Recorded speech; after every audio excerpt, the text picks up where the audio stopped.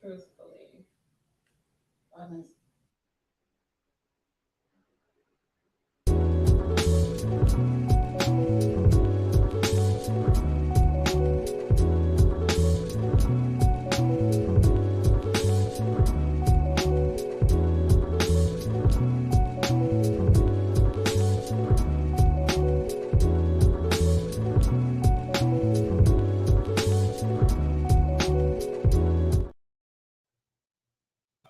Yes, sir. Yes, yes, indeed. Welcome to another episode of D13XP, episode 15. This is your host, DC1. Got my guy, Bree. Nomis J will be joining us shortly. And man, it's excited for this episode today. I'm very excited, man. Bree, man, what's going on? How you feeling today, man? Man, I am feeling so good today, man. I mean, I'm almost in a loss of words of the special guest that we have, man. I've been following him for a while. I've learned so much, man, and it's just to have him on to me. It's an honor. Just it's a total honor, and I am so excited about this show, man. I can't wait. I can't wait. Man. I can't stop smiling. I can't stop smiling. Absolutely, man. Man. Absolutely, man. So, everybody, we are welcome our special guest. People may know who he is and may not know.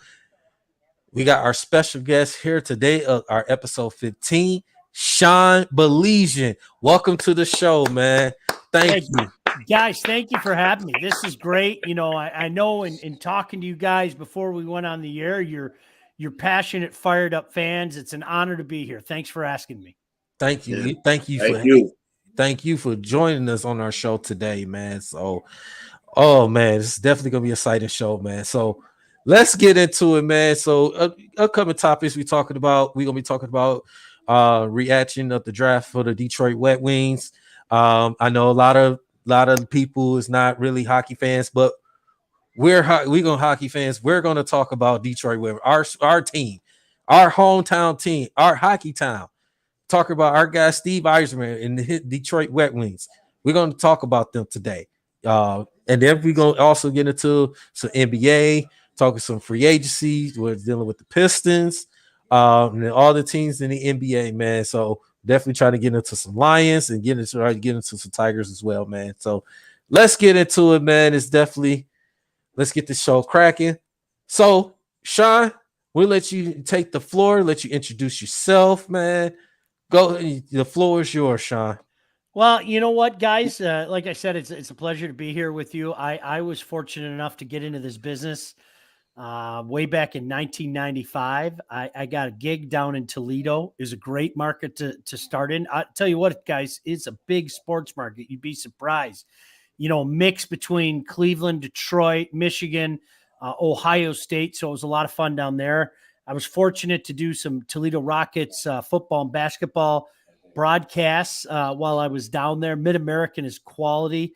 And then I started at the Fan in 1999, the old WDFN. And boy, I worked every shift there. I did the night show at one time. I did the midday show, did the morning show, did the afternoon show. Had a blast, you know, working with the old gang, you know, Stoney and Wojo and Jamie and Brady and Shep. And we had a blast. Wrote for the Detroit News, wrote for MLive. I've been fortunate enough to do some TV for not only Fox 2, but Fox Sports Detroit. Call some professional games. I mean, that's really cool. To be able to do some professional hockey games for the Carolina Hurricanes is really cool. Wayne State football, you know, keeping it close to home. Midtown is great. I've been doing that for 14 years now. GLIAC is special, man. It is special. You know, just having fun, you know, because that, to me, that's what it's all about. You get in this business and you guys start an endeavor like this because you're passionate about it, because you know, it hits you right there. So, you know, 28 years later, I'm still doing it. I slowed down a little bit, you know, not doing as much. And that was by choice. trying to enjoy some family life, while the kids are still around the area and everything. But man, blessed beyond all belief, blessed for real. Absolutely. Sure. So Nomis, man, what's going on with you, man? How you feeling, man? I feel like I'm on time. Y'all can hear me, man? Yeah, we can hear you Loud and clear? loud and clear. That's what's up. But first off, let me introduce myself to our guest, Sean. I'm Novus, Jay. What's up, buddy? What's up, man? Hey, man, love your energy on the Woodward Sports and Pass. I kind of missed you on here, man. Thank I you. Appreciate started you. watching you and Joyville with y'all Yeah. show, man. We still love Yeah. it. Yeah. Man. Had a blast. I still fill in a little bit there. I do some shows every now and again. I know I did one with Armani a couple weeks back, and I did one with Neil and did one with McCarty.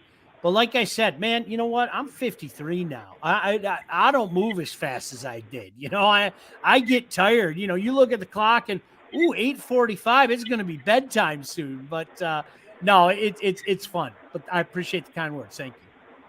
Absolutely, man. Sure. Man. So Sure. yeah, man, it's like I said, I love listening to you with the old the old radio station at the time, and especially like I said, when you was on Fox 2 and on Sportsworks with Dan Miller and Yeah. Woj, he was there, the late great Jamie Samuelson, man. Jamie Samuelson, he was one of the best, man. One of the Sure best. was. I always loved to listen to him talking sports, and he was a great guy. He was a great guy, and he's still in our hearts and prayers. So, Jamie almost 3 Sam- years now. It's incredible. It's It's yeah, incredible. Time yeah. flies. Yeah, so so guys, like you said with Woj, and I'm always still to this day, I'm a big fan of Pat Caputo. I used to sometimes he always come on Fox 2 as well, with you guys, and man, to this day, I listen to Pat Caputo. Yeah. You know what? Been fortunate to work with a lot of great guys, and another guy that's been gone. I mean, it's going to be 12 years this summer. Tom Kowalski, the killer. Yeah. Oh He yeah. was my Yeah. radio partner, and that was just an awful day because not only did you suddenly lose your radio partner, but you lost a guy who was a good friend of yours. And I mean, it wasn't a joke. My kids really called him Uncle Killer. I know for people back in the day, I always referred to him as Uncle Killer. Well, the reason that I refer to him as Uncle Killer is my kids called him Uncle Killer. He was like an uncle to my kids, and man, time flies by, but very, very fortunate to be able to last in this business a long time, and fortunate to be chatting with you boys today. Absolutely. Yes, sir. And speaking Yes, of sir. Killer, right? I remember we used to watch, the Lions, the pregame show. Watch the Killer's Keys. How I used to always watch him and Dan, Miller, and Jennifer Hammond. Shout out to Jennifer Hammond as well.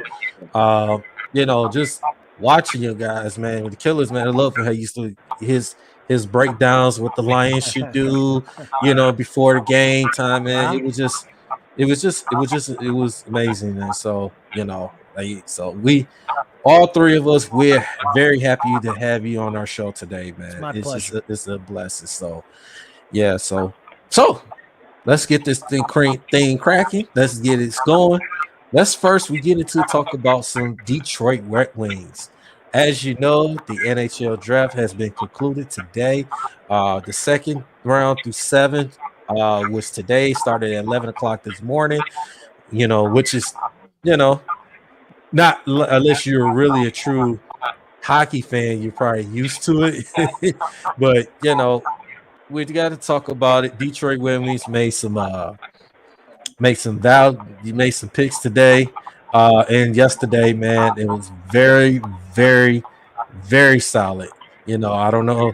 We definitely gonna go around, talk about how do y'all feel about these draft picks and what do you see the progression with this Red Wings team? So let's talk about it. So Sean, our guest, we're gonna start with you.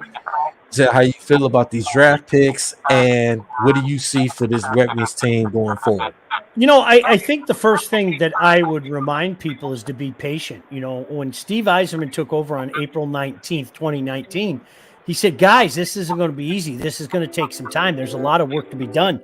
They didn't have a lot in the system at the time. And I think what he's done is he's loaded up on the draft picks and he's loaded up on organizational depth. And I look at this draft and you know what? I get totally what he's trying to do. He wants to be strong up the middle. You get yourself a center. I think you load up on extra defensemen. And I say to anybody out there, if you don't agree with that, look no further than the defending Stanley Cup champion, Vegas Golden Knights. Because I'll tell you what, the biggest difference in that series to me between them and Florida was that defense core for the Golden Knights. That top six was silly good. And I think that's what Steve Yzerman is trying to do here. A couple guys that I saw a lot of because they played for the NTDP, over in Plymouth. You had a situation where you get Trey Augustine is a guy, a goaltender. He's going to be going to Michigan State. That could be a potential goaltender of the future, although they got a few guys in the system that look pretty good. Brady Cleveland, big defenseman that played for the NTDP. I like what they're doing, boys. I do. I'm also aware you got to be patient, right? And that's what I would tell people. Be patient with this team. But overall, I totally like what they're doing. Look, when you're talking about 18-year-old kids, it is a little bit of a crapshoot, okay? It is. You need some things to go right. But Steve Yzerman's track record is pretty good in the draft. Absolutely, man. Bree, what about you, man? I love the picks, man. I was fortunate because I was at the draft party yesterday, and man, when they had those picks, everybody went crazy. They love both the picks.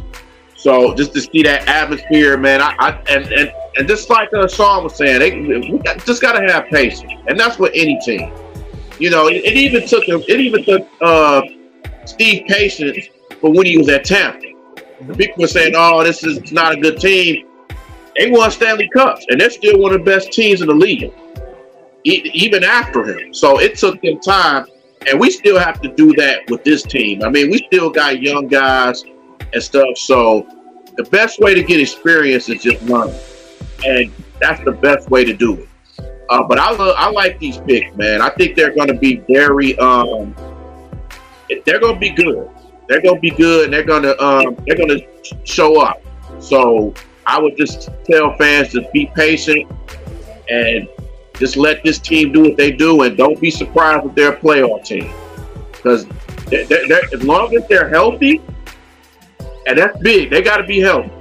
As long as they're healthy, they're going to be just fine.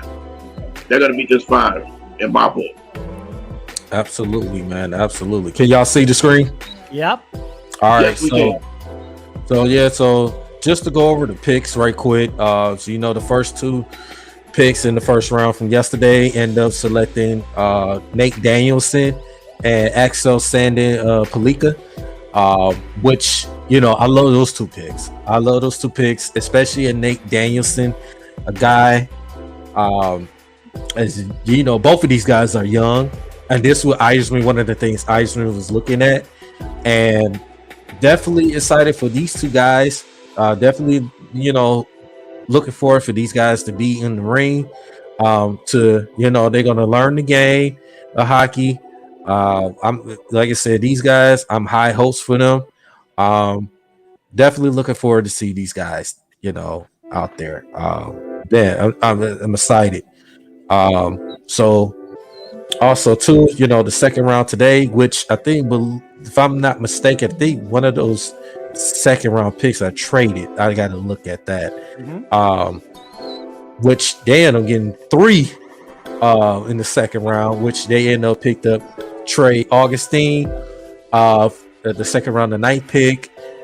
Then the next following pick was Andrew Gibson from St. Saul Marie, and the 15th of the second round was Brady Cleveland. So Steve Yzerman, he's making some moves. He is making some moves, getting young talent out there. Third round, he ended up getting Noah Dower Nielsen.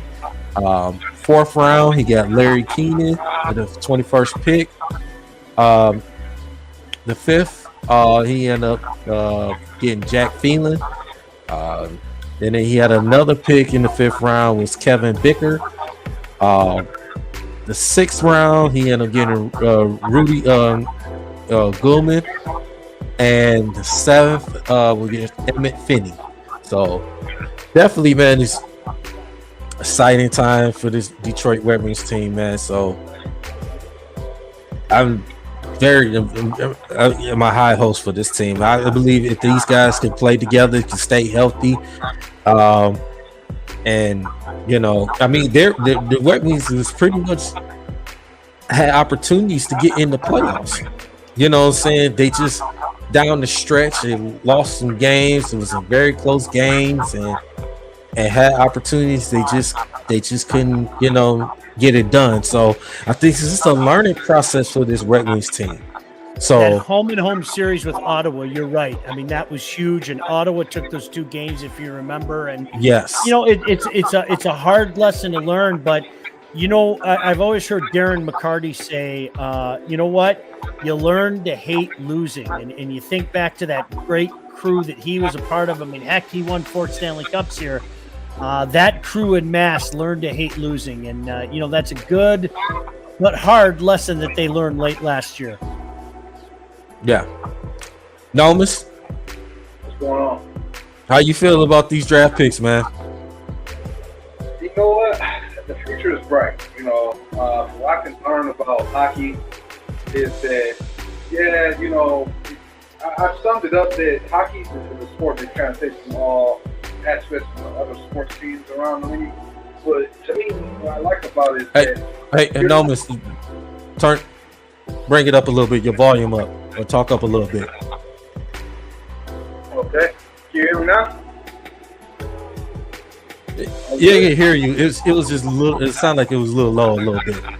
Oh, I was going in and out. It sounded like you was a little low. Yeah. Yeah, okay. All right. So the way I see it, though, man, is that they got a lot of depth for the future down the line. Without a doubt, you know, obviously that they're going to have free agents still this year, that they're going to bring in and kind of help and have more experience to the team.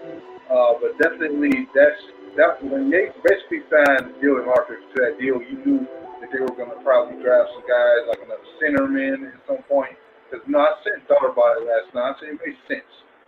They're going to find their 1 seed. They're probably going to develop them on this team. So they're building this team for the future. They got another defenseman. I keep saying defensive wing. And that's just what I'm seeing from them. They lacked big play activity last year. They did. They lacked big plays, and they needed like more help on defense. So I think what this is going to allow them to do now is have more depth for the future, man, and allow them to dictate their cap a lot better. I just think the draft was very solid for what they needed.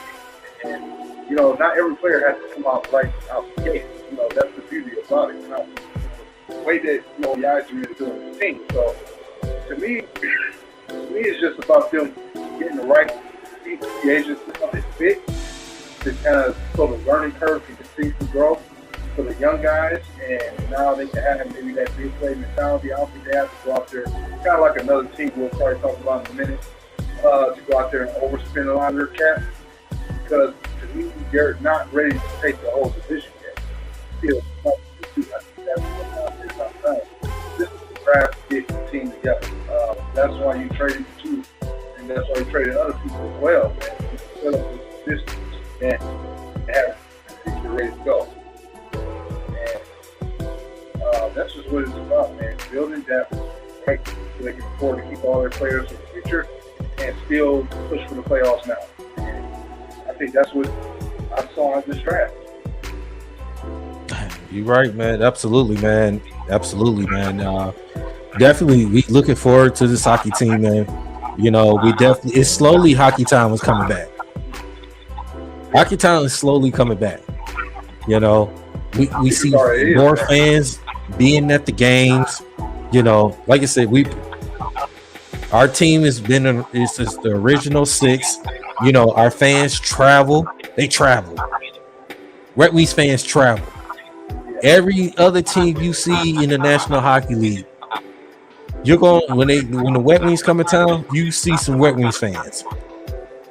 We travel, and Steve Eisenman, when he's building from scratch. He's building this team from scratch. Put the right pieces around this team to bring back the hockey town that we always used to know, with the Darren McCartys, the Sergei Fedorovs, Chris Chelios, and all the big names, Chris Osgoods, and so many of these guys, man. Konstantinov, it's just, we definitely ready to see Red Wings playoffs.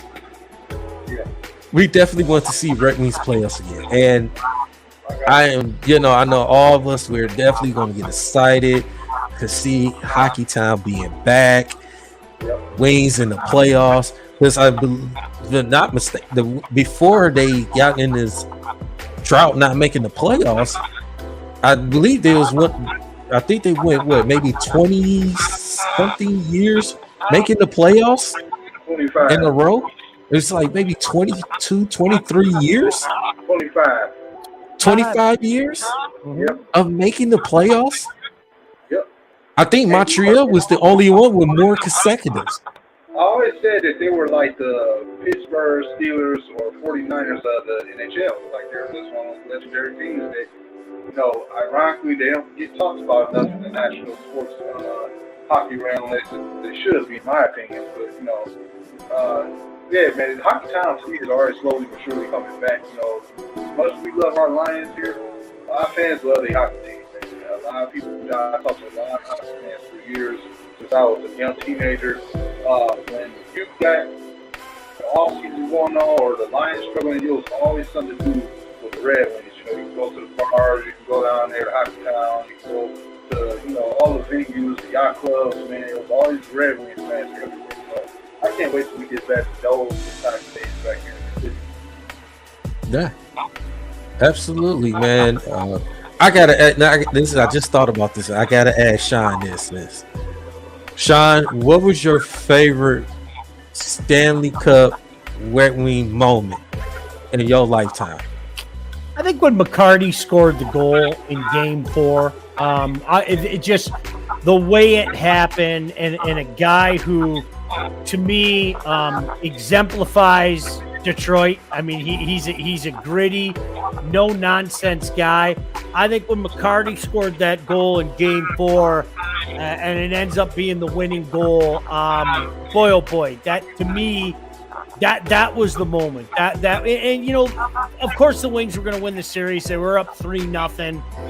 No way they were going to blow the series, but after 42 years, and guys like me, you heard about 1955. You didn't experience it.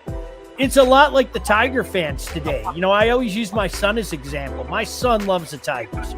My son is sick and tired of hearing about 1984.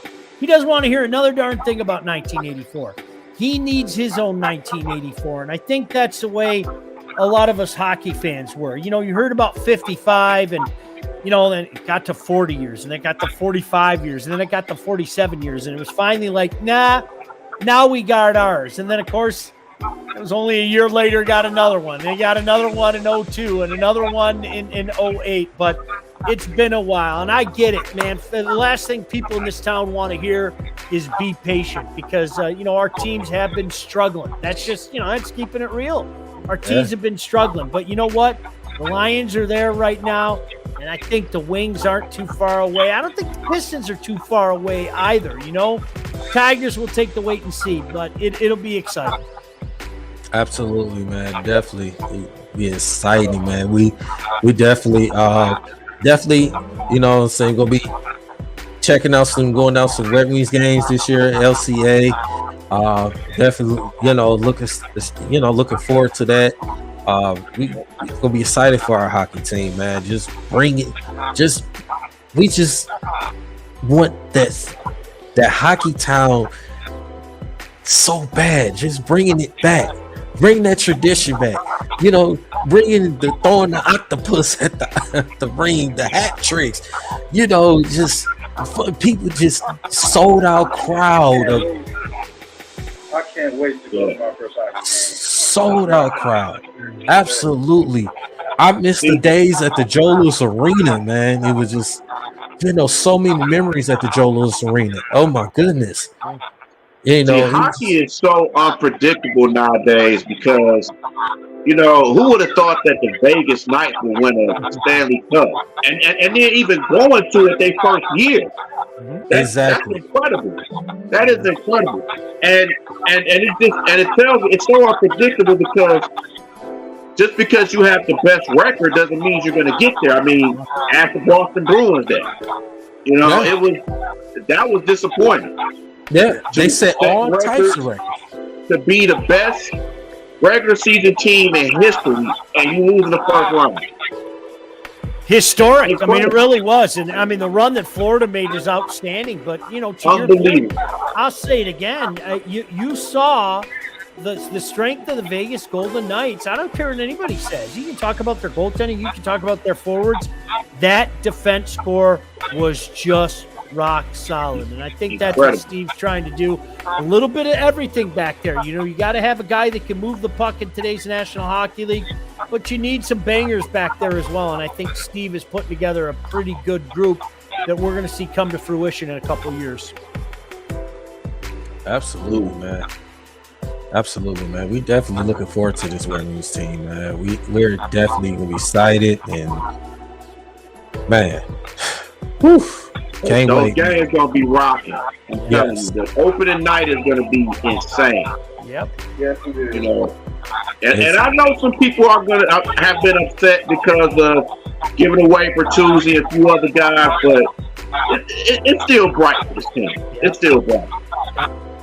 Right. But you gotta understand too, man. Like it's like you weren't good enough even with him or without him. You weren't gonna be that much better. He wasn't gonna take you over the top. Like Bertuzzi is one of those guys that takes you like if you're already really good with any team, he's going to affect the game for you that way. If you're a team that's trying to build, you don't want to start just like getting too emotional attached to people like players like that because it kind of keeps you away from what the mission and the goal was for the future of the team. Like if you were just looking at them now, you know, and I get it, you want to make the playoffs.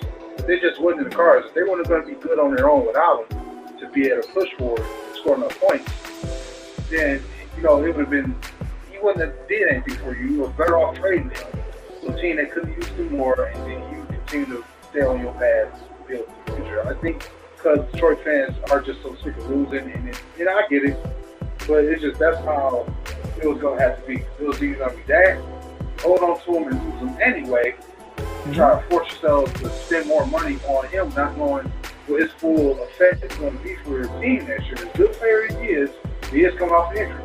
You don't know what can happen next year.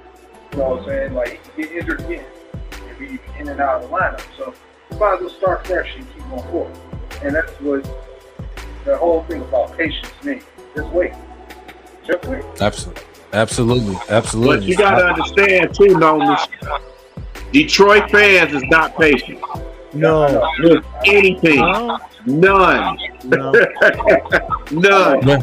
If a player goes bad, they are too rushed to get him out of here. They quit. Truth. Yeah. You know, We just like the baby version of the Philadelphia fans, and they worse. We just the baby version of Yeah, it. it's sad for Philly because they got like championship rings and stuff next to you from the Eagles and all that. We ain't got nothing here Yeah. as far as football teams go. You would think they wouldn't be like that, but These fans, these sports fans, they will. Well, I always say there's a difference: real, true sports fans and casual fans, and crazy fans. Yeah. Delusional fans. Those are the difference. Real fans understand time, patience. Casual fans, they're in between. Delusional fans, they delusional. Yep. yeah. Yeah, I So- know about delusional fans. Yeah, absolutely. I'm not Absolutely. gonna say the city, but I know delusional fans. Yeah. Yeah. So definitely, man. So any final thoughts about the Red Wings before we move on going forward? Should be in the playoffs next year. Let's wait and see. But the bigger prize is coming. It is. I think you look at what Steve did at Tampa, and you got to remember he didn't get to start here with Stamkos and Hedman. What a great head start that was for Tampa. Give the man time to cook a beautiful meal. Absolutely. Any final thoughts, Nomas? Hey man, I'm like the draft, and I'm interested to see what the rest of the offseason will bring. They pretty much doubled their performance from 2021 last year, so I can only assume the same thing can happen this year. More chemistry, that's another thing. The team gonna have more chemistry. Depending on how they close the roster, but they gonna have more depth, potentially more chemistry. So you gotta assume a better season. Even if they still kind of teeter-totter towards the end and against some better teams, they might actually have a chance to take the playoff spot this year. So I'm with it. Absolutely. I'm with it. Bree?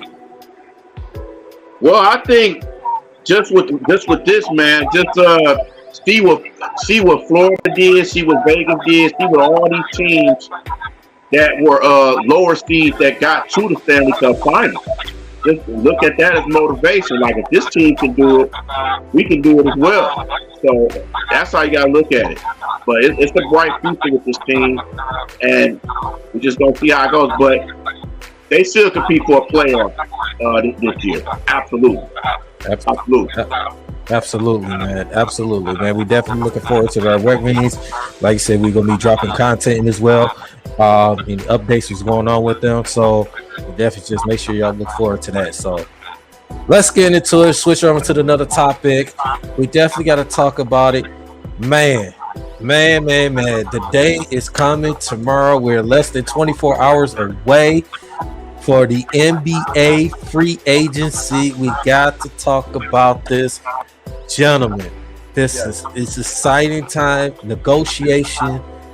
You're hearing all these rumors of which player might go to this team. So, man, let's get into it, man. So NBA free agency is tomorrow. It starts at 6 p.m. Normally the NBA free agency normally starts at midnight, but they decided to start at 6 p.m. Get a little earlier start, from the previous day. So we definitely got to talk about this, man. NBA draft, NBA free agency, and see what Troy Weaver and the Detroit Pistons going to do. So, Sean, we're gonna start with you. How do you feel about this NBA free agency, and would you believe what Troy Weaver and the Detroit Pistons are going to do with this free agency? Well, I think one of the things about NBA free agency now is unpredictability. And I think James Harden kind of set the tone this afternoon, and that's going to be interesting to see how it plays out. I want to stick with the Pistons, though. And if I sound like a broken record, so be it. Man, I like Troy Weaver. And I think the problem right now with the Detroit Pistons is, in this league, the margin of error is that slim. And when you have some of the injuries that they've had, including the catastrophic injury to Cade, and I hope you guys will agree with me, boy, Cade can ball. I mean, I think the kid is special. I think he's only going to get better. This is a situation right now, and this is where I said I'm going to sound like a broken record. Got to be patient. There are some good young pieces with this franchise, and I think Troy's another one of those guys, man. While some other teams are playing checkers right now, he's playing chess. He's looking at the move after the move. You know what I mean? And what can we do next? So, to me, I like this Pistons team right now. I don't think they're in a position to make a big jump, so I don't know if they're going to want to be active via free agency. Let's let this group come together and see what they might be able to do together. Yes, indeed. Bree? Man, I'm looking forward to this free agency, man. I think with the Pistons, they just got the biggest thing I think for them is they have to stay healthy. And the Cade and everybody, they got to stay healthy. And with them having a new coach, Monty Williams, and coaching staff that they have, I think it's going to help them. It's definitely going to help the bench as far as like Killian and everybody like that. So I think it's big hope for this team. I know it's been speculated that they might sign Cam Johnson or somebody else, maybe Jeremy Grant or something. So whoever they get, it should be it should help this team. And they have a lot of young talent, man. I mean, Kane, Ivy, Durham, Isaiah Stewart, Isaiah Livers. I mean, the two draft picks that they have, Spafford and Thompson. So I think they should have they should compete for a playoff or the play-in at the least. At least I see them probably compete for that 6th spot at the most. That's what I look at, or just the play-in. But if they are healthy, they can compete and they're going to play their butts off. And I know Monty is going to have them ready every day. They're going to have them playing hard. And this team is going to be exciting to watch. They're going to be exciting to watch. They're going to come to the basket a lot with this team. So, man, I think the sky's the limit for this team. And hey, I'm ready for the ride. Yeah, absolutely. Nomus? If you're asking me how I'm feeling about the direction of what the Pistons going to, I'm feeling really good. Like Reed, one of the number one things that they, like you said, they got to do is stay healthy. But I know a lot of people who got Cam Johnson on their mind, like he's the hot guy. I already had a dream about the Pistons and then woke up and tweeted that I think we're going to get him because, I was telling Flatte the other day, we were going to get him because the Pistons already doing the same thing with this young man that they did with Monty Williams. They realized he was available. They made it known that they was going to spend big to go get this guy. And they made it known same with Cam Johnson. And I think in time he will be a Piston. The other reason why I hope that we can clean this roster up properly, get the veterans that fit here is because one reason too why the Pistons have failed is not only just because of health, but they don't have chemistry as a team. Because so many young guys who don't know each other, they didn't have the best quality vets.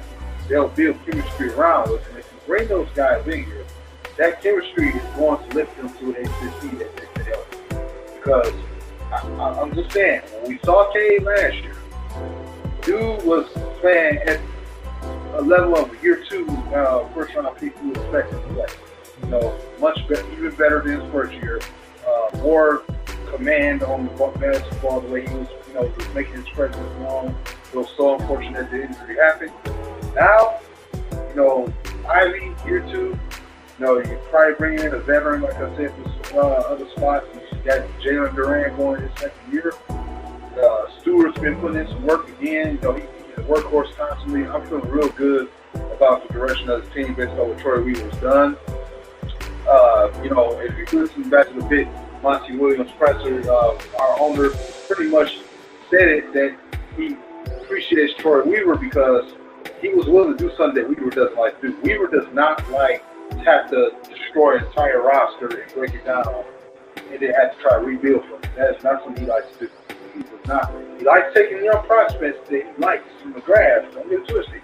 But he does not like having to do a whole construction.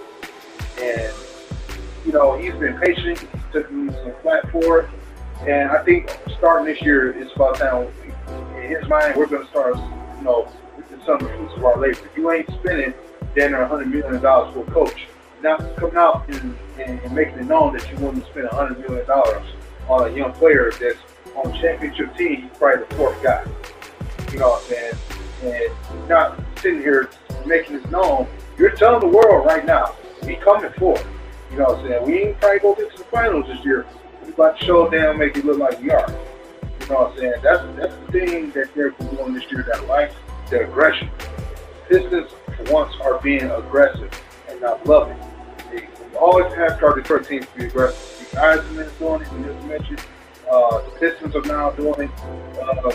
Lions will kind of get there. I have my takes on them, but yeah, the Pistons, I love the aggression. That's been the motto for me on this offseason, aggression. And I've never seen it. I love it, and I think the owner himself has improved as an owner in the NBA, to make himself known that he's coming for it. You know, we've been wondering what this guy is going to do. Like, what are you going to do? Tom Gore's like, what are you going to do? He spent money. He showed before he was willing to spend money, but now he's showing that he's learning the game better. You know, from the people he's bringing in the organization, and that I couldn't ask for a better situation than that. This is a team that won championships with a cheap owner. God rest his soul. But now with Troy Weaver, he's showing that he's going to be aggressive and at the same time take the time.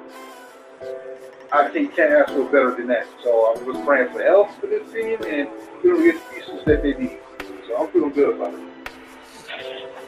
it. Absolutely, man. Yeah, I'm definitely excited. You know, I love with the Pistons. Well, I'm gonna start this. I'm gonna start with the draft. I love what the Pistons did with the draft. As far as, you know, you're getting the guy, one of the Thompson twins, Asar Thompson, which, you know, a guy that can play defense, a guy that, you know, that can play in the wing. And you need a guy. What Troy Weaver talked about, we need that defender. We need that defender. So he preaches about defense. He was talking about in this press conference. So that was an important thing. Defense, because we was terrible on defense last season. He wants to, one of the big things he wanted to address was defense. And then you get the steal of the draft. To me, you know, you traded up from the second round to up to the 25th pick to trade with Boston to get Marcus Sasser, a guard that can play defense, that he can push the ball down the floor. He's a decent shooter. There's something he can work on to be better. And I think what Troy Weaver is doing, he's getting the pieces that's going to fit. Now we'll see what's going to happen with these free agency. Troy Weaver's going to I believe he's going to make a move. He's going to sign him. He's going to, you know, sign a guy that's going to fit this Pistons culture team. You know, whether it be Cam Johnson, whether it be, you know, somebody else. You know, I mean, it was hearing rumors about Harrison Barnes, but now Harrison Barnes just got reported Harrison Barnes is going to resign with the back with Sacramento Kings for extension for 3 years, $54 million. So that's out the tape. So it's just some other value, you know, free agents out there. But you got to have the right fit, the right culture that's going to fit this team. That's the important. It's going to fit in Monty Williams' system. You just like the last couple of days. We just, you know, they took the pretty much you guys. We keeping Alec Burke and, you know, Isaiah Livers. You know, keeping them two guys. You know, so, and we still got Eugene Omaruri. You know, we like it. We, you know, Nomis, you speak highly of him a lot. And his energy, and we need guys like that can fit that culture. That energy guy that's going to play defense. That's going to help be this Pistons team to be better. And then our number one biggest thing is health. Health is the biggest thing with this Pistons team, especially with our key guys, Cade, with Ivy, Duran, Isaiah Stewart. You know, whoever and who else are, you know, it could be just say example if Cam Johnson signs, it comes in and sign with us. He's a key valuable player to this team. We signed him to this big contract. We need a guy that's going to stay healthy, whether if he starts or he's coming off the bench, you know. So health is the biggest thing. We definitely gonna be watching tomorrow and so on going forward. You know, negotiation starts. The actual signing is not till July 6th. But we're definitely looking to see what Troy Weaver does, who he's going to sign, and we definitely excited, you know, to have a free agent that's going to help this Pistons team be better, to be successful. So the Eastern Conference, I've been saying this many times lately, the Eastern Conference is not that deep. If you're looking at Boston, Miami, Milwaukee, And maybe you want to count Philly to some degree, but outside of that, the East is not that deep. Everything is mostly deep in the Western Conference. So now it's, Pistons have an opportunity. They can stay healthy, to at least, if not get in exactly in the playoffs, at least compete for the play-in. So that's how, like I said, we just all gonna watch and see what he does, who he's gonna sign, who's gonna bring into this team. So it could possibly be some trades going on. So we'll see what happens. So right. I agree with that, man. I think too, it depends. I think we got to realize if we have veterans, we got to get the right veterans. That's the key. We got to get the right veterans, and the veterans that don't mind to teach these young players.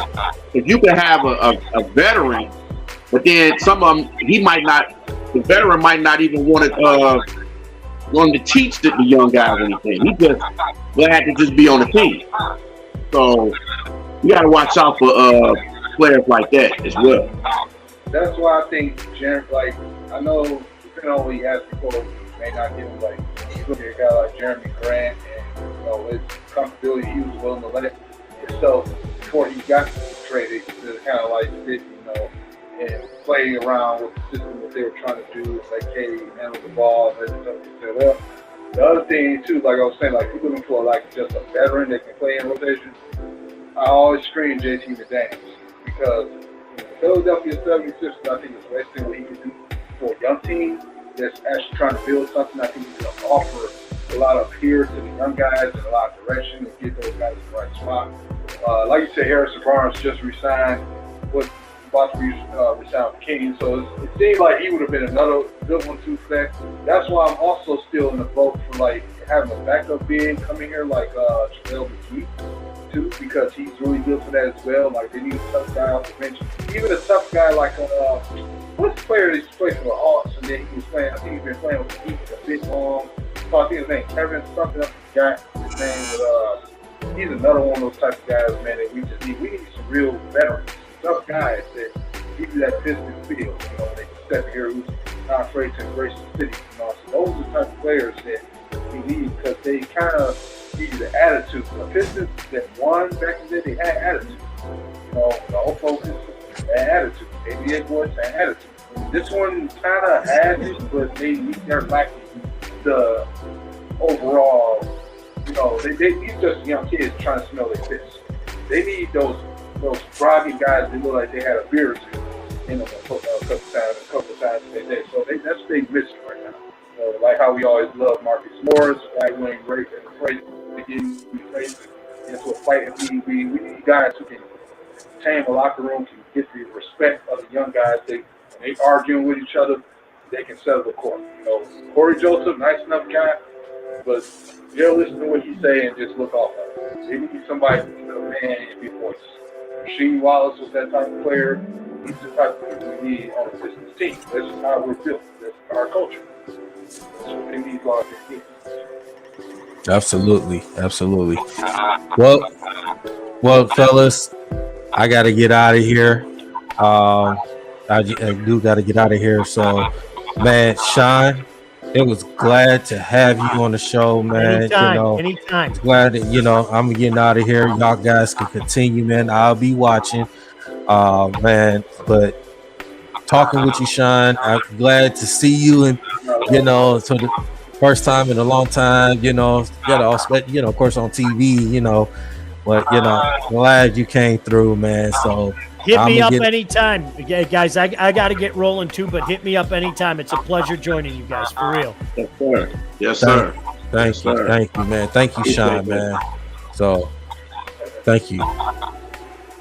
Yeah. So, fellas, I'm out of here. Y'all two guys holding it down, man.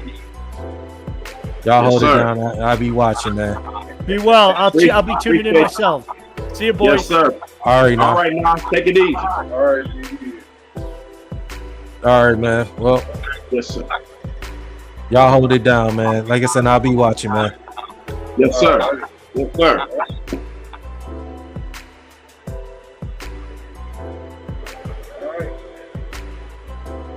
So we lost Sean too.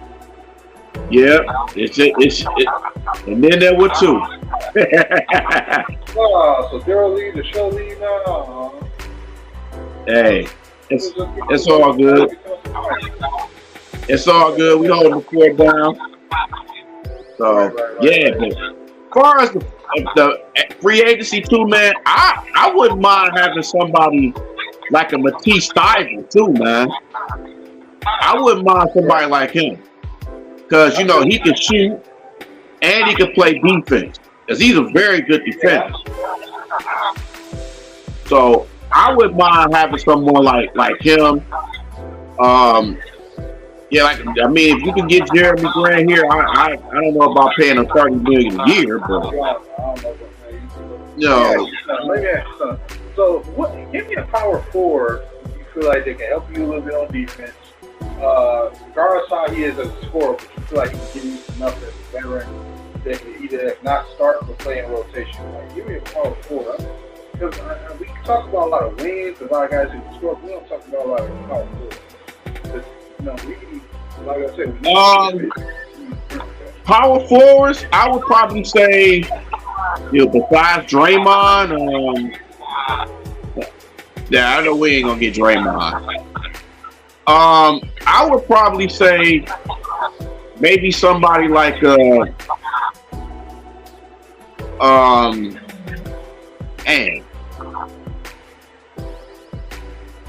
don't know. I know I can't say Pascal Siakam.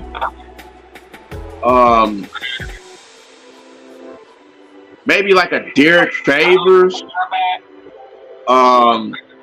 Possibly maybe a Montrezl Harrell. you got a better version of him, in my opinion, already. Right. I wouldn't even mind. Maybe you know, there's a guy in Indiana named Isaiah Jackson. I like his game. And he's a shot blocker. He can score. I wouldn't mind anybody like that. Jared Vanderbilt. Hey, man, yeah. I was gonna say not to sound cheap and boring, but man, I wouldn't have no problem bringing back Kevin Knox. Like, he was playing defense, he was blocking shots, he was knocking down shots, driving the ball to the rim. I don't know why. I hate that we had to really trade that guy. I did. Like, we really had to trade. Right. Come on, bro. Right. One guy should have transferred. Now you kick him out, and we left guys who weren't performing as much. He actually picked the team more than I ever thought he would have. So I really hope we can go get him back. You know what I'm saying? I like going to the Piston archives all the time, but him and Woods, man, low key, not low key probably winning me over there as much as Woods, because the dude was just coming in and performing. So. It wasn't even just with knocking down shots. It was just being a presence, just being involved, being playing around the rim, just doing the thing, man. Like that's just something that we needed for a while, bro. And we had to make the moves we had to make, just to force the Bay up out of here or whatever. I guess it's hard. It's heartbreaking. Man. Oh yeah, I know. One of my friends. I know one of my friends said possibly trying to get Kobe White from Chicago. I'm like, I don't know. I like Kobe White, but we got too many guys. What about Taurean Prince? What about bringing a second generation Prince here?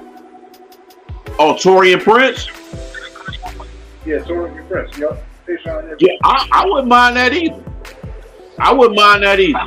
And he just got released from Minnesota. So I wouldn't mind that. Yep. Well, actually, I would mind it. And on 16, I wouldn't mind Karis LeVert either. I would not mind Karis LeVert either. I was saying about Isaac Okoro. I wouldn't mind Isaac Okoro. Yeah, I wouldn't either. You know what I mean? He just got to work on his shoot. Yeah, that's true. That is true, man. And you know what? I just wish. I really would like to get some guys like really, like I said, as a five, because Jalen Duran needs he's as good as he already is. It still would be good to have a veteran behind him. And that's why I say we always talk about bringing home guys from here or whatever. Talking about Kyle Kuzma, bump that. Go get McGee. Go get JaVale, man. Get JaVale come here, bro. And I don't think you will have to pay that much either for him to come here to just come off the bench, because you ain't gonna need 25, 30 minutes. No, Jalen Duran is gonna have that. And then Isaiah Stewart, I can see a scenario where he may be starting now, depending on the scenario. The one he's just putting in the most work, he fits the team the best. Him, Duran, and Killian were your top three defenders, so it just makes more sense.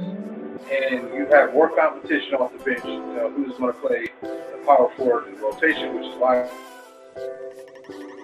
Absolutely. Yeah. I agree. Having him come in as your starting three. And the thing is, people just look at Cam Johnson because he can stretch the floor and shoot. But they're not looking at the other aspects of his game. Like, this guy can help in transition as well and finish it on plays as well, just as much as some guys like Beligian are ready to do. So he can also give you a lot of that, plus help on defense. He's not, think about Cam, he's not like an out loudly vulgar tough guy. He's a guy who's starting to step more and more to his own, because he struggled to develop too for a minute. Like, it took him a minute to get to where he's at. So a lot of people who hype about Cam Johnson wasn't really talking about him when he was in the draft at 24 years old. A lot of people didn't want him because of that reason. And they thought he was like the wrong player. But it's like, the Pistons could took anybody in that draft and they would have ruined him. So luckily we didn't get him, but a lot of people didn't want him. So the Pistons fans see now the one a lot of players that weren't wanting when they were in the draft process. One was Tyrese Halliburton. Now all of a sudden everybody wanted him. Cam Johnson was definitely not wanted by a lot of fans. There was a couple fans that was willing to take him, but some people were saying like, oh, second round this, second round that. But like, people didn't realize he was going to take a couple of years to fit his role, because he was coming to a real young team that needed a culture to be established. And once he got into that frame, and then Bridges, I still can't understand how the hell they had got Mikal Bridges. And I don't understand that. But when they got him, and you see what happened. So, just as if they want him, they better be aggressive, because he doesn't know how to use him. And this dude only going to continue to get better. He's a late bloomer in the league. He'll probably last till he's like Cam, if he stays healthy, he's starting as a person that plays like almost 40, because of him just starting to really come into this game now. So I feel like he's one of those type of guys that come in later down the line. So the business get that. Talking about having guys like Sword being able to learn and watch him play and develop under him, under what Monty's going to be bringing to the culture that we already have. I can't even say we're building, because we already had the culture there. Man, the future really does look bright. It's spooky how good the team can look when you add those young pieces. When you add Killian, Sasser, a young guy like Thompson, and then you look at Stewart, you look at Jalen Duran, obviously Cade and Ivy, and just even Livers to a certain extent. Livers got good frame. Livers just got to stay healthy. The defense is there with him. The shot is sort of there with him. There's more to his skills too. Like, this guy can do a little more than that. We saw that in Michigan. Livers can ball, but Livers has to learn and tough enough to get a little bit more aggressive and stay healthy. You know what I'm saying? That needs to happen for him. He has to tough enough. He has to get a little bit more aggressive. That's the only thing I'll say about Livers. You know what I mean? Like, that's one thing. I feel like sometimes with Michigan, I'm not trying to get into another state. Michigan can always trade for Zion. Oh, and I almost blocked you out the screen, bro. One thing I hate to say, though, man, with all the stuff that's going on in Detroit, no. And, as much as I hate to say it, I don't hate to say it, but because I like both Spartans and Michigan sports. So I do sometimes feel like Michigan players on the basketball team could learn to toughen up a little bit more when they get in the league. like smartest dude in basketball wise. Like I always praise them because they do have a ball mentality when they do come to the league. I give them that all day. And when it comes to Michigan football players, another story. They come in, tough guys, you know what I'm saying? If you didn't respect Graham Glasgow as a football player, Duke can do tough, you know what I'm saying? And I'm happy we got him back. But, yeah, man, as far as basketball goes, I think Rivers needs to toughen up. He needs to get in that gym. Like, he has good size, but he needs to get in that gym, add some strength, his body fat, and really work on his game. Yeah, like, this is a guy who came in like a bat out of hell, was injured up on the PUP list, and I know where it comes on the team to start shooting it up. And last year, I just don't know what happened. He couldn't stay healthy, and he fell off. So now we got Eugene Omarori, who was more reason why I say we don't need Zion, because he's like your store brand version of him, in my opinion. Big, raw, defender, rough. He don't mind getting his hands dirty. He can score if you need him to score. You know, you probably can use them multiple ways. The Pistons got the weapons. They just need the right pieces, veteran-wise, to balance this thing. When the Pistons get that balance, look out. I'm telling you, man, 6th seed is very possible if they stay healthy and can work on that chemistry. Oh yeah, for sure. Yeah, I wouldn't mind getting off the Reeves either. I would not mind getting off the Reeves, but he gonna want the bag. And I don't know if we can afford to get him. So I wouldn't mind it. I would love to get Austin Reeves here. That fan base would be crazy. It would be insane. I felt that. Yeah. Well, let's talk while we can, though. Let's talk about the Tigers real quick. Let's transition to day Wednesday. Oh, they won today? Huh? They won today? I don't. Last time I checked, I think they was winning. So I'm not sure if they won. They might have won. I'm not sure. That means they lost. Oh, come on. Come on, man. Come on, man. Have more faith in them.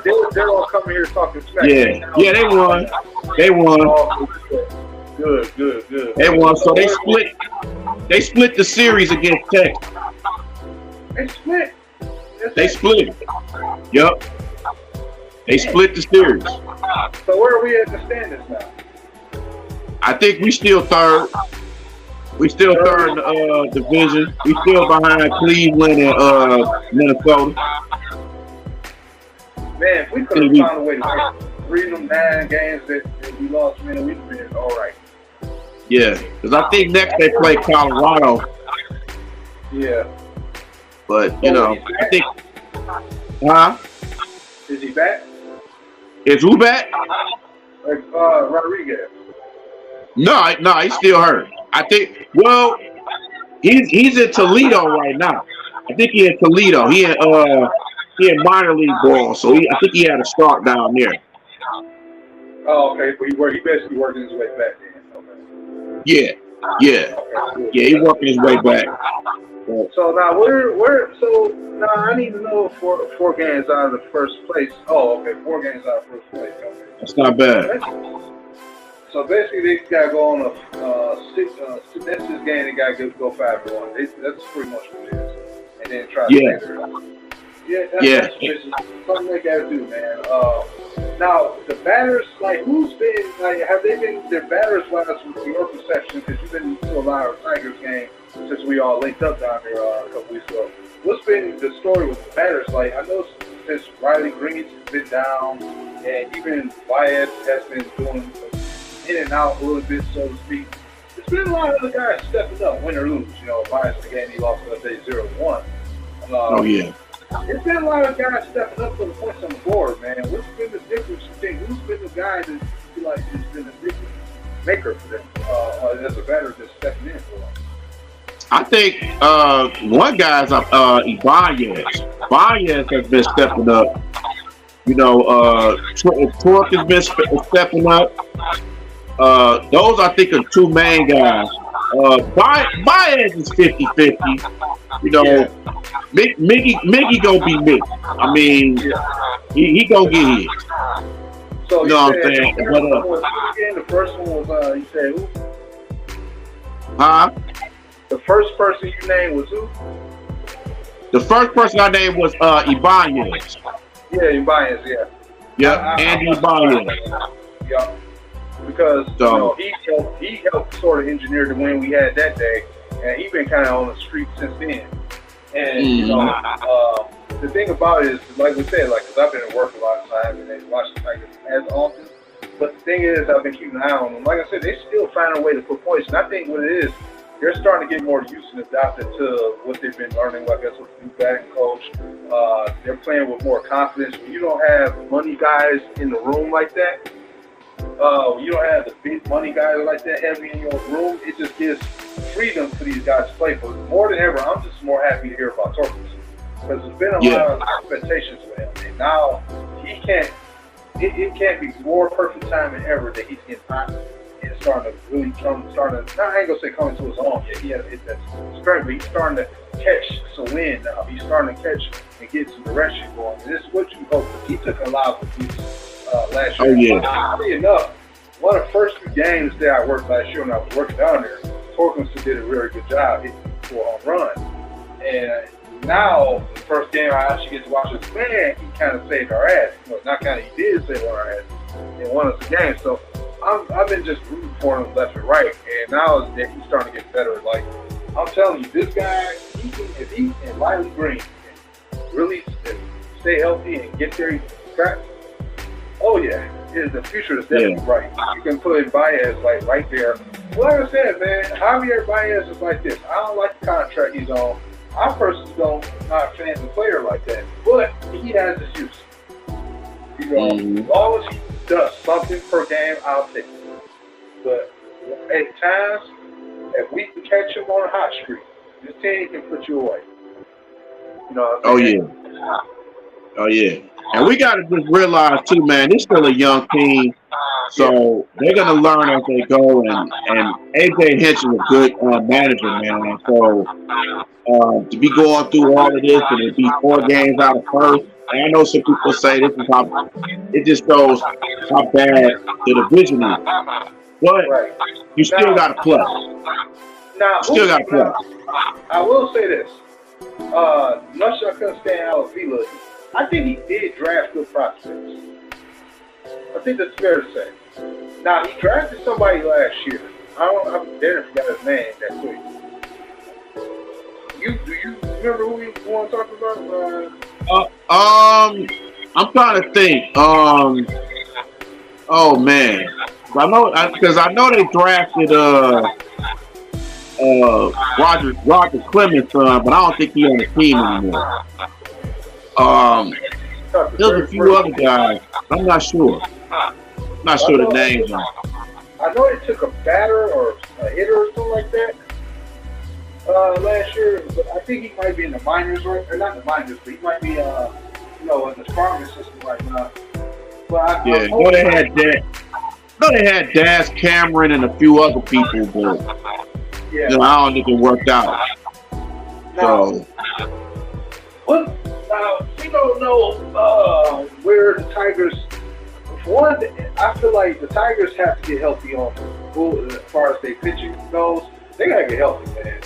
The Tigers pitching has so much depth, but man, they are streaming themselves to death.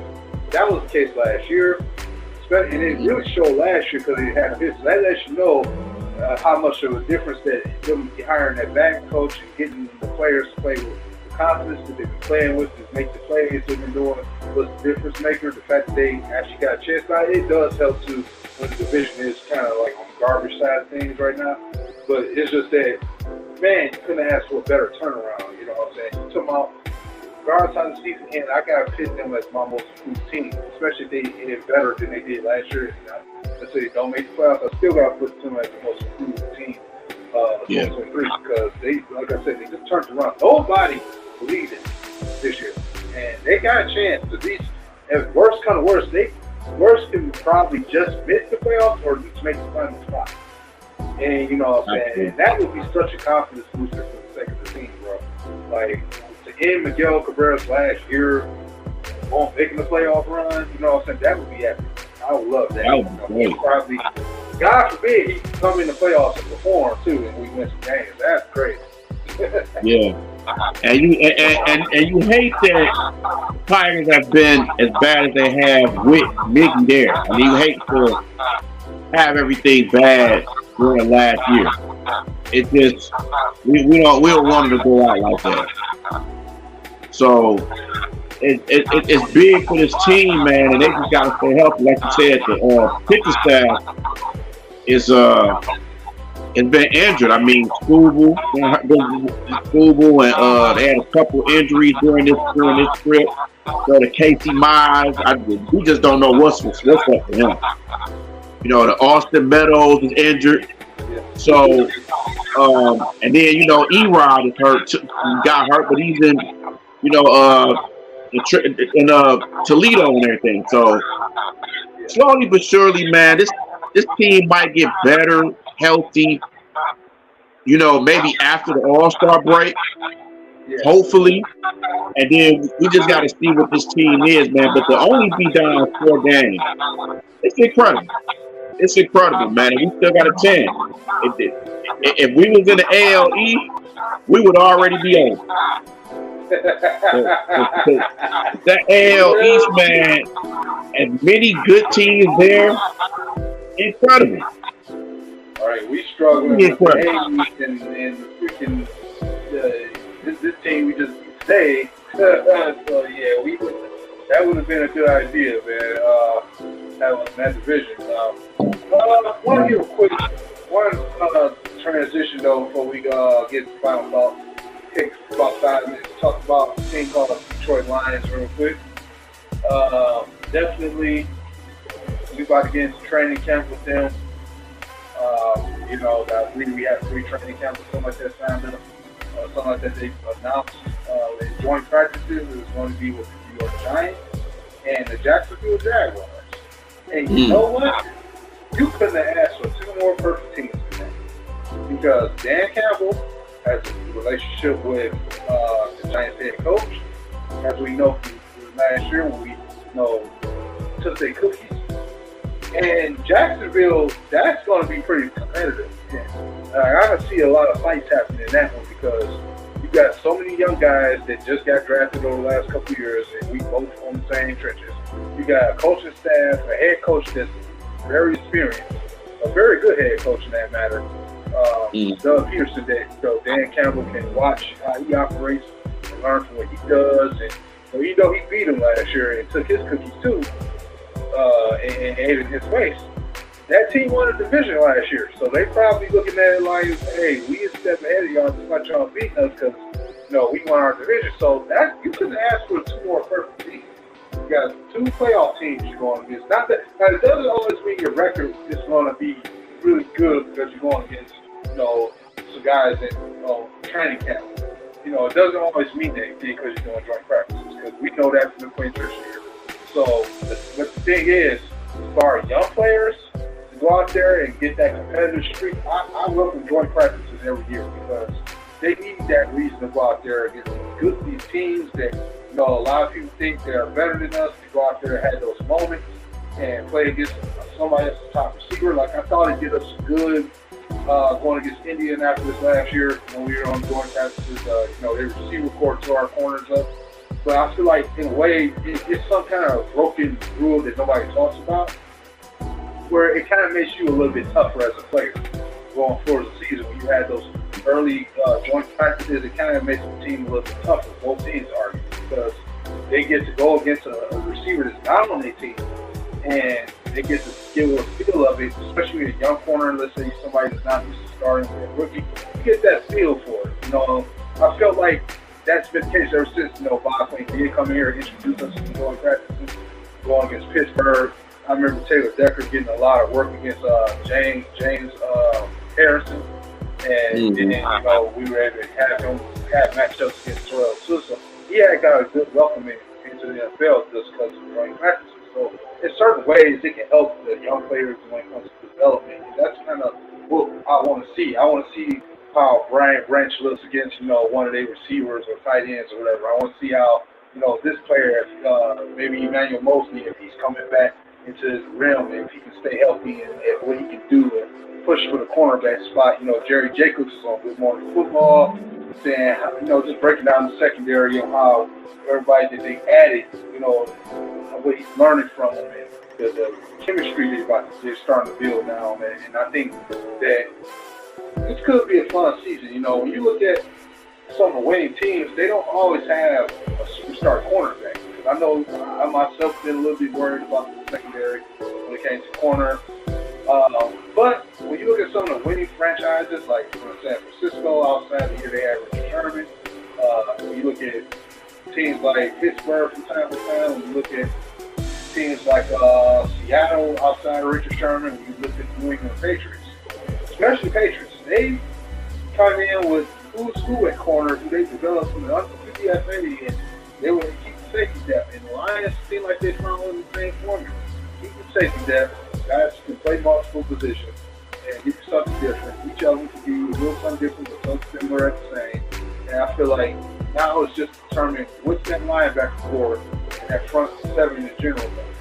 That's the story that we got to know of. What's going to happen? Yeah, I just think I think it's gonna be interesting. This team can really get better. I think it's the same with all our other teams, man. They gotta stay healthy. And this team they depth chart. They're deep.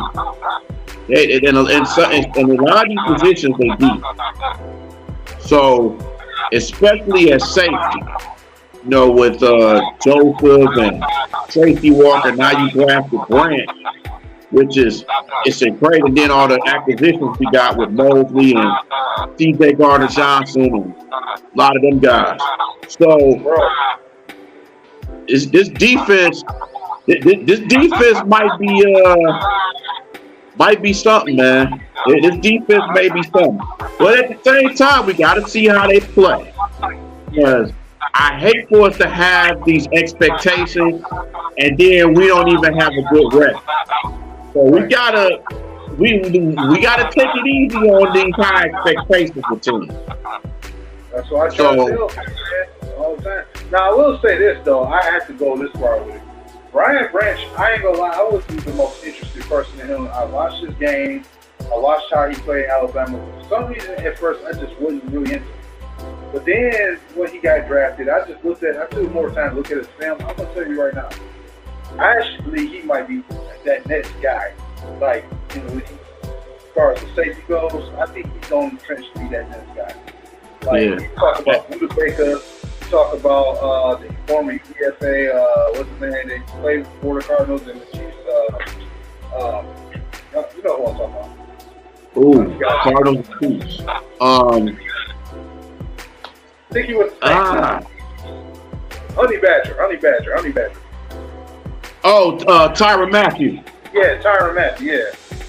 Him, and then you look at, a couple other guys too, man, that came out as one of those guys at safety, like, that just takes over the league, the most talked about person.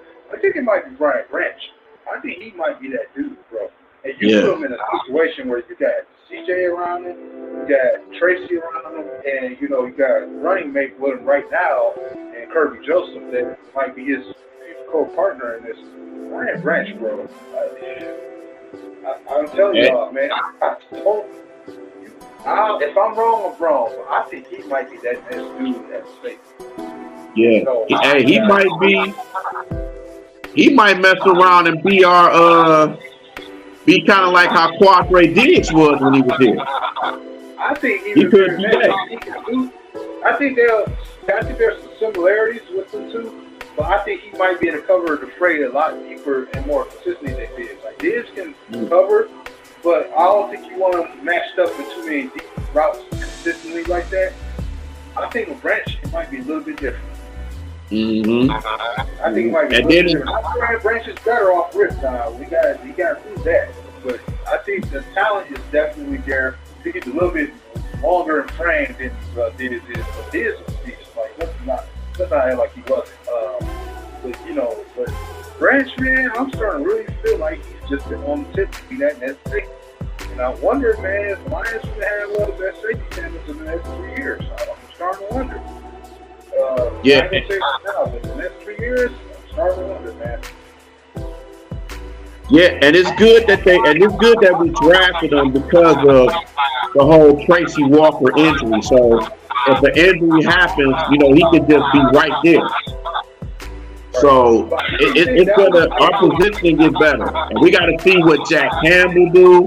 We got to see what Matt LaPorta do, and we got to see and definitely got to see what Jameer do too with these running backs, him and David Montgomery, and I think, and then with our wide receivers. And so I'm gonna tell you too, man. Our X factor, and nobody talks about him, but I think one of our X factors could be Khalif Raymond. Because sometimes we forget that Khalif Raymond is still on this team too, and he's just as dangerous. I have been saying that for literally the longest. I have said that Jared Goff has cost him so many good plays downfield. People, even if you say J-Mo is faster, which he probably is, people didn't slept on this young man because if you look at how Jared Goff throws the football, Jared Goff misses him, overthrows him, or throws the ball too late where he has to come down and catch. This dude's a speedster.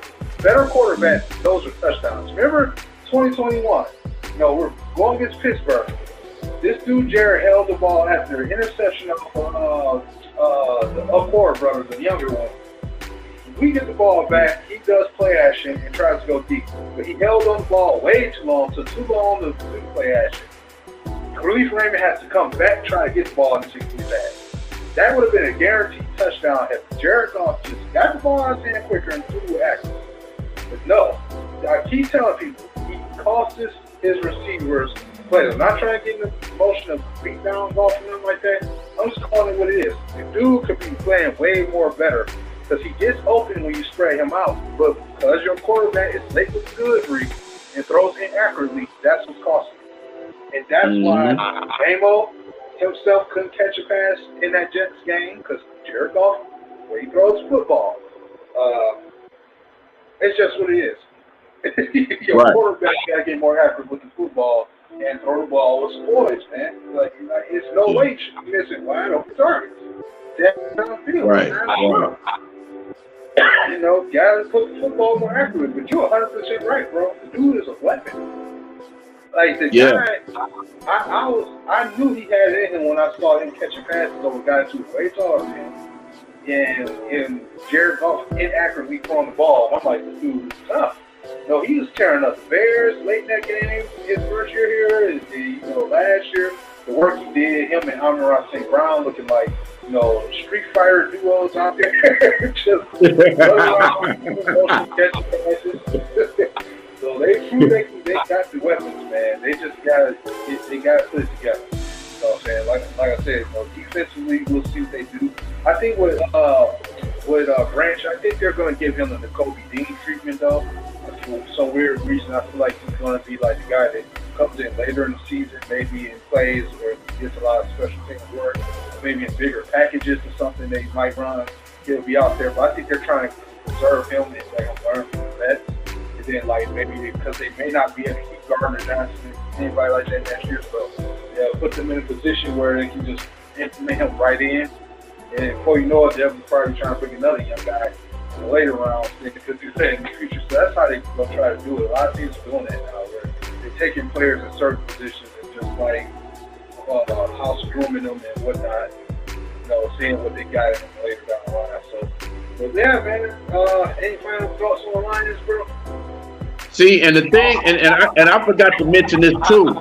It's gonna be interesting how this defense is gonna be without Aaron Glenn, because they're so used to Aaron Glenn and the hard knocks and everything. Now we got a different defensive coordinator, so that's gonna be something with that. To see, what kind of defense this is going to be. But, man, I think with these picks, I think LaPorta is going to be nice. I think Jack Campbell going to be nice.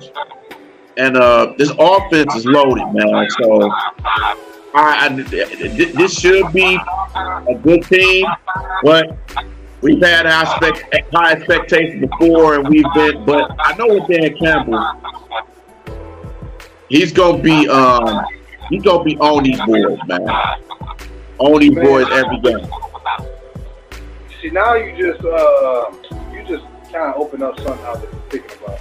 I don't think I'm not saying that we have to hold on to Aaron Glenn and Ben Johnson forever, but I do personally feel that those two should stay as long as they possibly can. They should I know it seems unfair, especially with Glenn, because he's a little bit older. No, you should take the opportunity to be a head coach. But you see how these franchises are. So I'm talking for both men at this point. When you win, you get to dictate the market a lot better. Because teams that are only doing things at a certain point eventually get rid of the guy they have a head coach. And they'll literally wait until they think they can get your guy. Like, let's look at, like, people talk about the Rams. Oh, everybody coaches off their coaching staff. Well, let's break that down real quick. So when McVay got there, after a couple of years with Jared Goff, the first person, one of the first few that got poached off was who? Matt LaFleur. Matt LaFleur was offensive coordinator over there for Goff when he had his best years. What team did he go on the head coach for? The Green Bay Packers and Aaron Rodgers. So you ask yourself this: why not go take the head coaching job at least sooner and go for the Jets job instead of the guy that took their job over there initially and got fired? Because he's not going to work with Sam Donald over Aaron Rodgers. So I want them to think that way. Trust me, there's going to be a winning team that's going to get stagnant, kind of like Green Bay was under the head coach Mike McCarthy. They're going to move on from him, and they're going to be. That's when you leave. But as if you can stay here, choose to stay here and keep building your resume up every year. Be the best DC, be the best OC. Don't allow yourself to get poached off feeding into the hype of the offseason of, you can be a head coach. Because I'm telling you, I get it. Some coaches may believe that they can go to a franchise that's not doing things right and change the culture and all that. But I don't want that for them because I feel like they deserve a little bit better than that, especially if they are the guys that help keep the team over hump next couple of years, and the boards are willing to pay the money to keep them here. Because if you can stay here and help us get this Super Bowl first, let's say they can do that, you, as a coordinator, you'll probably say, damn, I want to do that again. I'd rather stay here as a coordinator and try to get another Super Bowl before I get a head coaching job, because you win the Super Bowl as a coordinator, then you leave, and then you don't play as good, or you don't work, now you fire, now nobody wants to give you a head coaching job. We've seen that happen so many times. It happens with Patriots personnel a lot of times. It happened with Matt Nagy and the boys, and they go out there and win, and now he didn't go out and really do nothing except make the playoffs once or twice. And now, he's gone. We see this happen all the time. People keep talking about, can I get head coaches? Fuck that. Keep them here. Tell them, hey, we want y'all here long. We want to win the Super Bowl. We want y'all to be guys we win with. We don't want to win some guy behind y'all. We want y'all to be guys here because we see the best results coming from y'all. And at the end of the day, when we look at the Chiefs, they kept their OC as long as they could. You know what I'm saying? They kept their DCs as long as they could try to keep them. They ran through a few of them, like I said.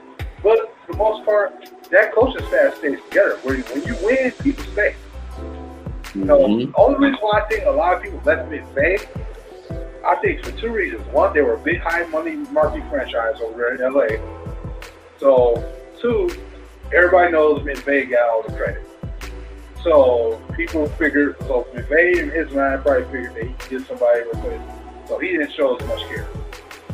And then, when one left to go to Denver with Russell Wilson and fucked everything up, now he's back as an OC. All that hype when he was over there in LA, go to Denver, shit the bed.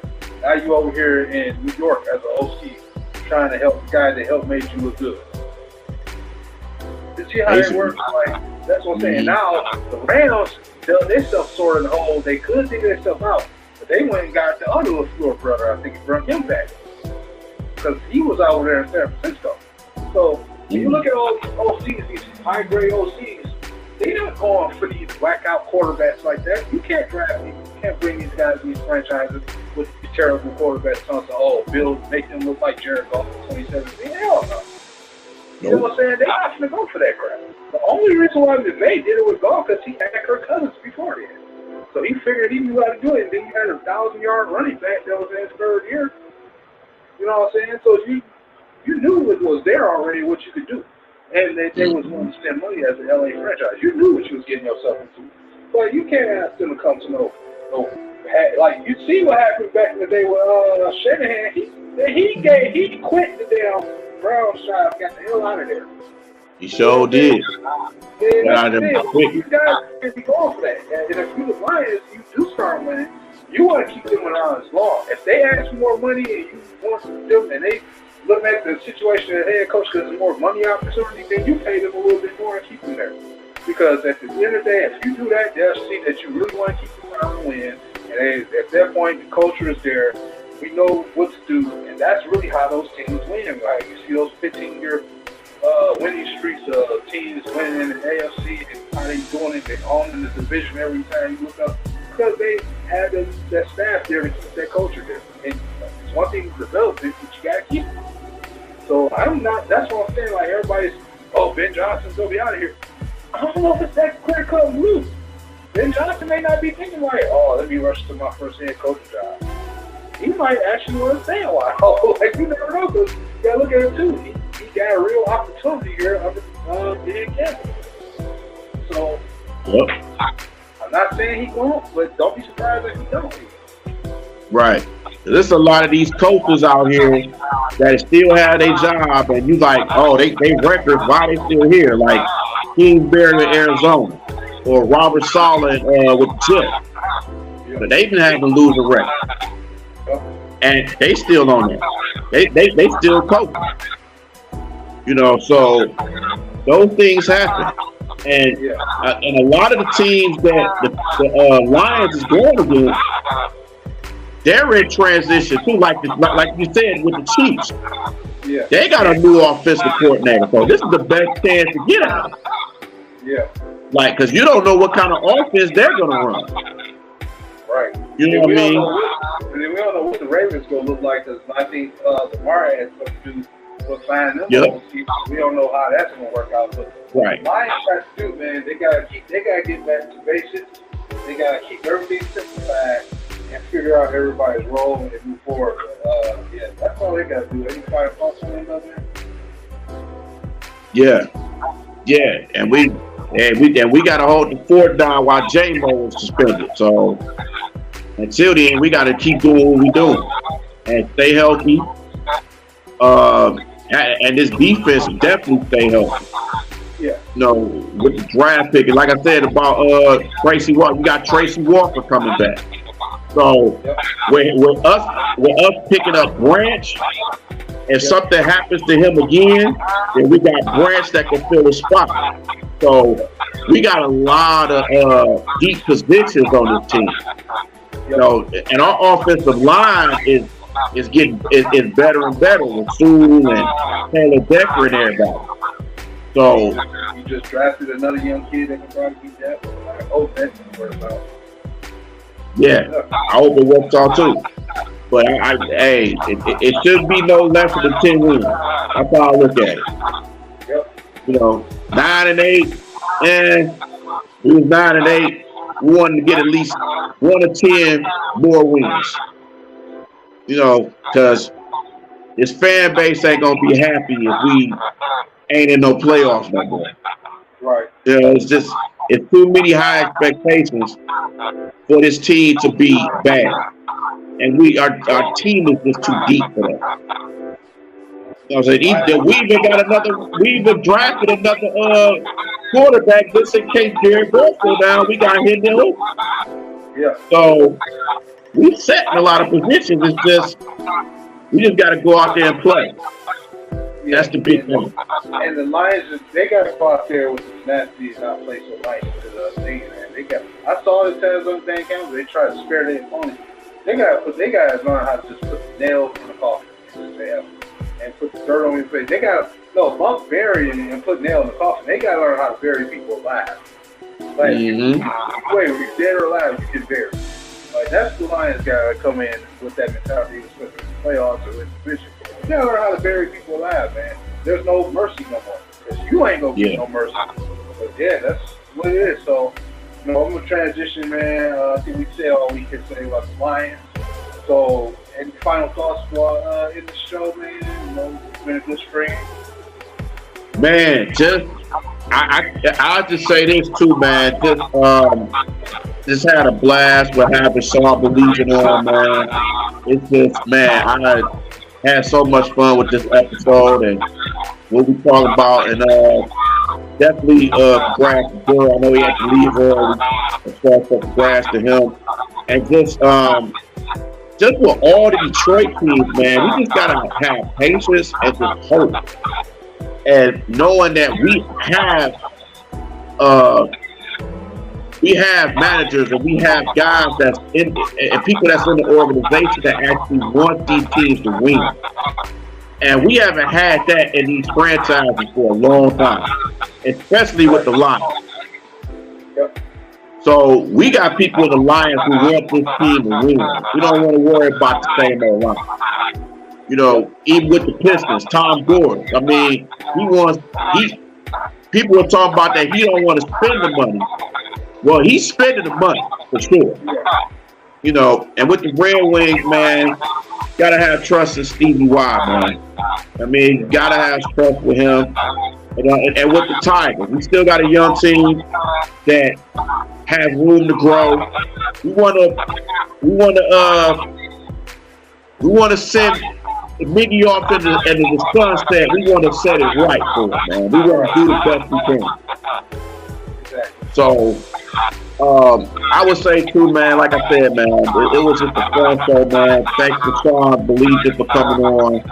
And, man, big things is coming, man. And just stay tuned for sure. Stay tuned. All right.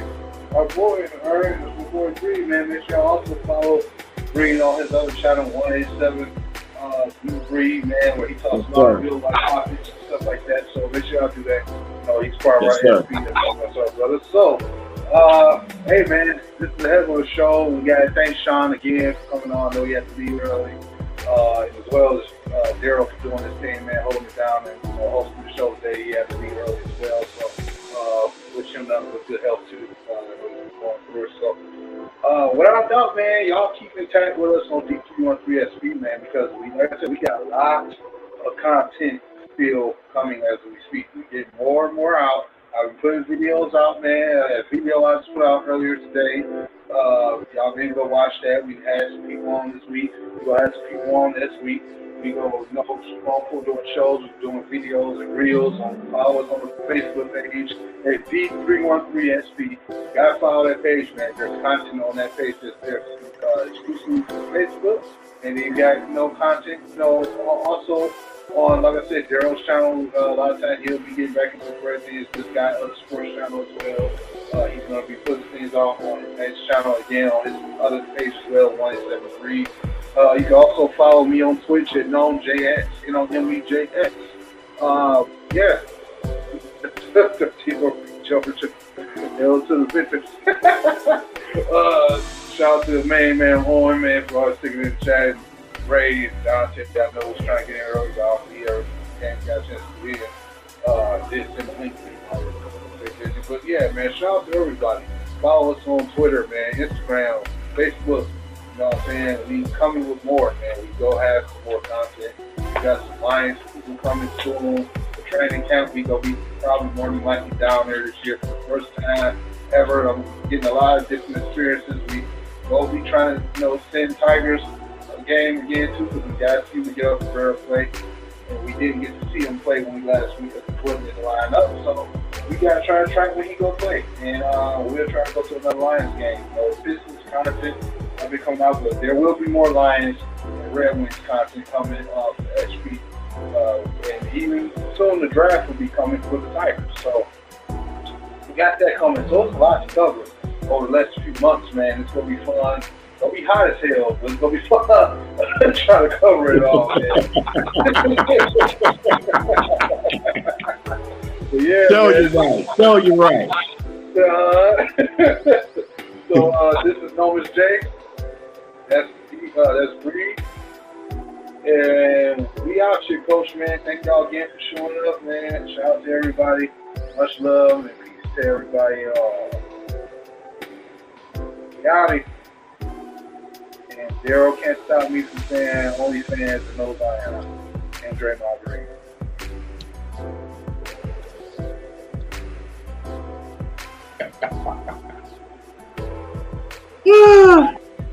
That's funny. That is hilarious.